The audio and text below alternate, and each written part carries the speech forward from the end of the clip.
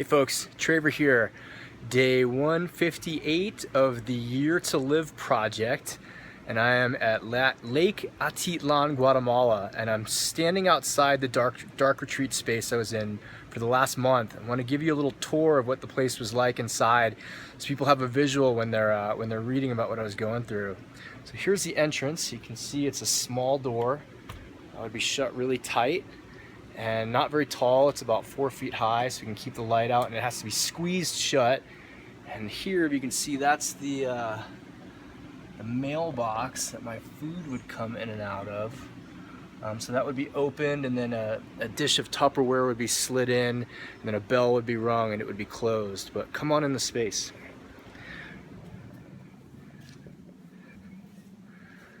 All right, well, pardon the filming. It's gonna be kind of hard to hold the camera and see what's going on at the same time, but to give you a little tour, so we've got a water bottle. Here was the like a bookcase. I got some clothes. This was really wonderful. This is my dessert. It was a friend of mine in Santa Fe gave me these little suckers. It's like a stress relief herbal candy. I would eat one a day to ration them off.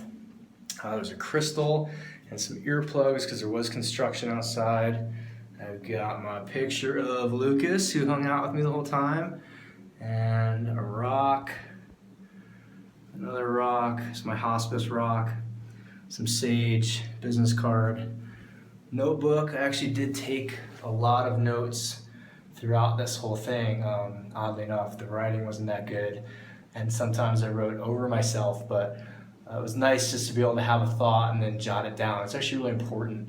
Otherwise, I'd have racing thoughts that would go back and forth over and over and over and over and over and over. See the space behind here? This was the meditation spot. This is where I spent most of my time. I was either meditating, sitting on the mat, or sitting on that yoga mat. You can see the place isn't very big. It's about 8 feet by 8 feet. That's it. Here's the ladder.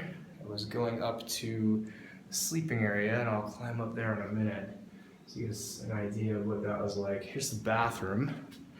So pretty simple. It was just a toilet, sink, and a shower. And if you've never showered in the dark, in pitch blackness and ice cold water, that was not that awesome. That were some of the fastest showers I've ever taken in my life.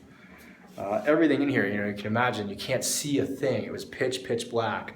So when I was in here, this space felt huge, and I would even hallucinate that I was in a huge cave, and then would actually walk into the walls or hit my head on the wall or bump into something. But come on up, let's see the sleeping area.